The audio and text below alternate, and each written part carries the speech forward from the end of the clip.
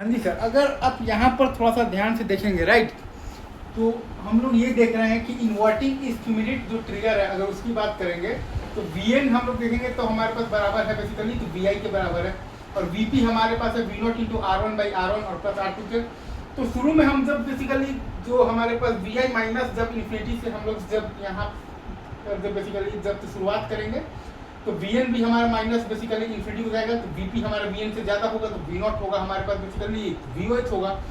तो Vp हमारे पास मतलब कि आ जाएगा VOH इंटू R1/R1 और प्लस R2।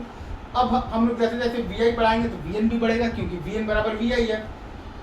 लेकिन Vp तो आपका basically VOH into R1/R1 plus R2 बराबर क्या रहेगा, बेसिकली कॉन्स्टेंट रहेगा। तो जब Vi को बढ़ाते बढ़ाते जब वो क्रॉस करेगा बेसिकली VOH इंटू R1/R1 और प्लस R2 को राइट, तो उस टाइम पर आपका बेसिकली क्या हो जाएगा, Vn आपका Vp से बड़ा हो जाएगा, मतलब कि V0 बराबर हो जाएगा आपके पास बेसिकली तो VOL को मतलब कि हो जाएगा राइट,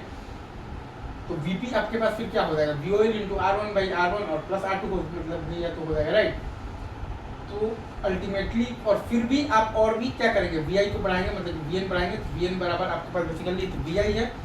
लेकिन Vp तो अब आपका VOL इंटू R1/R1 और प्लस R2 बराबर बेसिकली क्या रहेगा, तो कॉन्स्टेंट रहेगा, मतलब कि उसके बाद आपका Vp हमेशा ही Vn से छोटा रहेगा,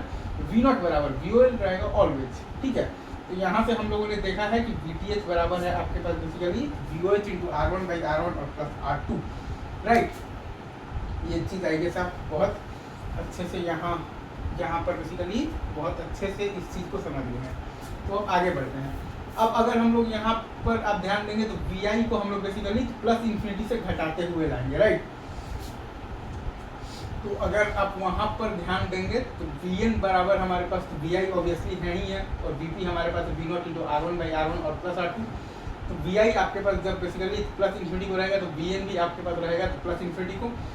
और क्योंकि आपके पास Vp is less than Vn है तो V0 इज इक्वल टू होगा आपके पास बेसिकली VOL, तो Vp आपके पास आ जाएगा VOL इंटू R1/R1 और प्लस R2 राइट भाई, ये चीज़ है। और फिर अगर आप यहाँ पर ध्यान देंगे तो अब आप जब Vi को घटाएंगे तो Vn भी घटेगा क्योंकि Vn बराबर Vi है, और Vp आप ध्यान दीजिएगा तो VOL into R1/R1 plus R2 बराबर आपके पास बेसिकली क्या रहेगा, तो कॉन्स्टेंट रहेगा राइट।